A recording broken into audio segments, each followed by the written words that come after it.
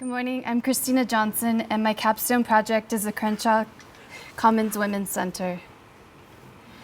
Los Angeles has the largest homeless population in the country. The social and economic costs are overwhelming to our communities. Oh, wait, hold on a second. Can you all hear her in the back? No? Okay, Yes? Good? Okay. Louder? Because you don't have a mic on. Do you yeah, have the mic on? I have a mic. That's the mic for the video. Okay. Another cost of homelessness that is relevant to landscape architecture is the loss of use of public spaces, with streets, sidewalks, and parks being the last viable option for the homeless. This is the design of a model site providing a continuum of services to facilitate in the transition into stable living for women who are homeless, formerly homeless, or struggling with extreme poverty. The site will have 3 design components embedded within the landscape: a transitional shelter, day center, and open communal space. The open communal space will buffer the site, mitigating the impact on the neighborhood. Program elements will be shared with both the community and the women of the center. The day center will be open during the day to any women struggling with homelessness, providing a place to meet basic needs. The day center will be semi-private, with private program elements that are shared with the shelter and public program elements that transition into the outer communal space. The shelter will provide 40 beds for on-site living. The shelter will be private, will have its own entrance and courtyard. A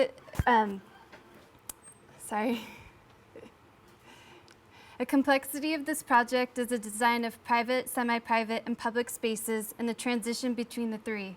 This will be achieved in the programmatic layout, utilizing a gradient of intimacy, with the most private program elements protected in the center, moving out to the most public on the perimeter. The spiral form will be the design metaphor used to guide the design, telling the story of transformation and growth that will take place at the center. The spiral form will aid in the transition of space from public to private and will aid in access control. The focus of this project is the design of environments that facilitate social connection. Safety for the women of the center and the community will be considered in every aspect of the design. The programmatic layout, the design of streetscapes and gateways will knit the center into the community. A guiding precedent is the Women's Opportunity Center in Rwanda. The goal of the site was to teach the women skills in cultivation and marketing. The circular form was the design metaphor used, inspired by the King's Palace. The curvilinear plan was ideal for classrooms where up to 25 women interact effectively. Another precedent is Lafayette Square, redesigned by Walter Hood. The design took into consideration its diverse users, including the homeless who have occupied the park since the Depression, as well as business workers and residents that live and work in the newly revitalized downtown. The design offers multiple entries into the site, encouraging users to freely enter. The edges are open, flexible, and inviting. This had a great influence on the design of the Women's Center.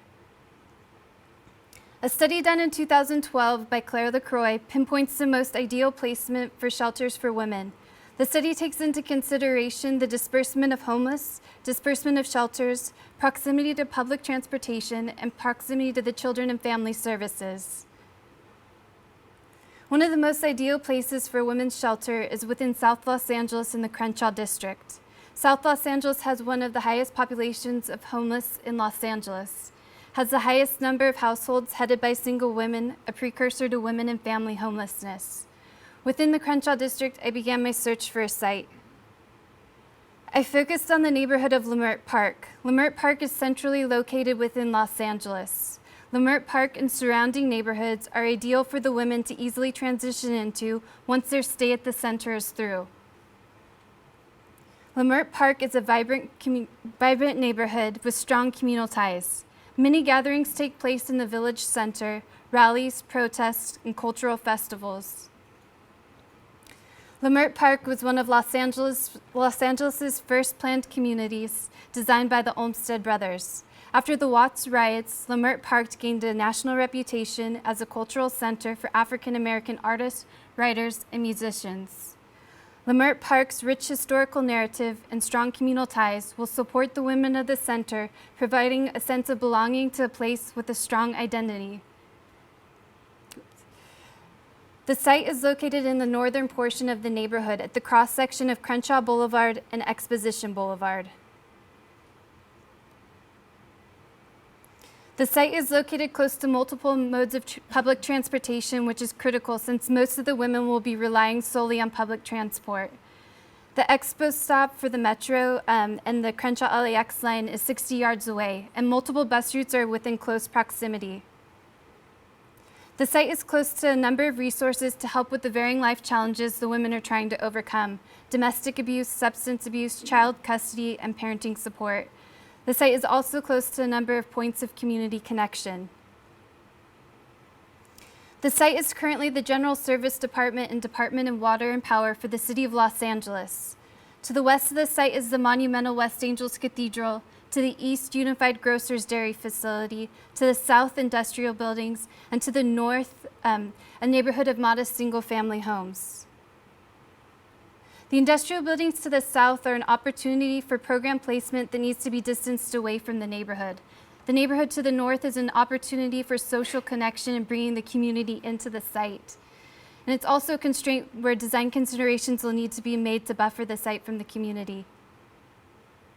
I began applying the concept diagram to the site, looking at the best placement of the three components of the transitional shelter, day center, and open communal space. It was important to keep the center set back to the south, distance from the neighborhood, and within close proximity to the public transportation on Crenshaw Boulevard. The portion to the west is ideal for informal program elements and social connection due to the proximity to the church and pedestrian traffic on Crenshaw Boulevard, with the more set program elements to the east. The center is designed with an inward focus located to the center of the site, maximizing the buffer of outer communal space. Entrances are designed at each of the corners of the site, the southwestern entrance being the main entrance, access to the church in the west, and the northern edge is open and flexible, bringing the community into the site. The main circulation is seen in red. It's an arcing pedestrian promenade that reaches out into the community, linking each of the major program elements.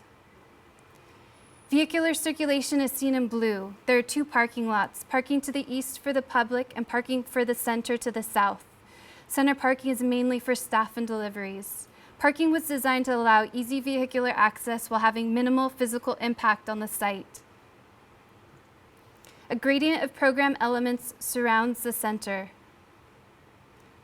The shared program elements are designed for easy access and to encourage use from the bordering neighborhood and community. Transitioning to the semi-private spaces of the day center, and the most private program elements protected in the center, creating that gradient of intimacy. The main day center entrance is the southwestern entrance. The entry sequence is a critical part of the design. It's an opportunity to establish the center as a sanctuary and place of refuge while mitigating the impact on the community. A slight yet dynamic shift in the topography surrounds the center. The subtle change in elevation creates a diverse spatial quality so that the person passing through senses a change in space from public to private. The shelter's main entrance is central to the building. It's visible to visitors, yet screened from the street and public portion of the site. The delivery and staff entrance is to the east. The delivery entrance was designed for easy van access while not to disturb the entrances to the center. To the right of the entrance is a private staff courtyard.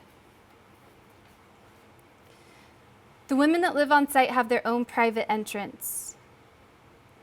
The space is partially enclosed so that a person passing by senses a place of transition.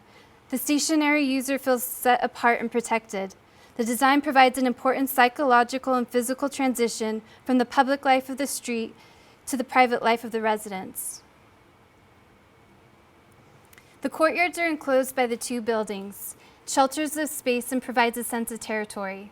The courtyards are broken up into three main areas: the day center courtyard to the west, and transitioning into the meeting spaces in the center, and the private resident courtyard to the east. The day center courtyard is large enough for large gatherings for special events. The western portion of the courtyard is more active with movable seating. And the eastern portion of the courtyard is more passive, transitioning into the meeting spaces. The meeting spaces are utilized by both the day center and the women who live on site. The spaces were designed for one-on-one meetings with social workers and small group meetings. This portion of the site provides a transition from the day center courtyard into the private courtyard of the residents. The resident courtyard is secured by a low barrier seat wall, which encloses the space. Plant material screens the site, providing privacy while allowing a degree of visual connection. A therapeutic garden borders the courtyards to the north. The therapeutic garden is a place of connection and reflection.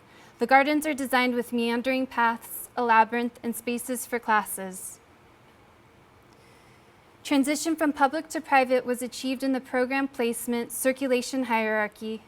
Access control was established in the design of planters, low barrier seat walls, and fencing that create boundaries while enhancing the design. Ordered and cohesive signage established the spatial definition. The homeless have many complications that they're trying to overcome, but an affliction that many suffer from is the loss of social connection. Spaces that encourage social connection are designed throughout the site. Social nodes associated with program elements create a place for people to meet who share common interests, building a sense of community and creating opportunities for the connection for the women of the center. The programming of the site establishes connection between the community and the center.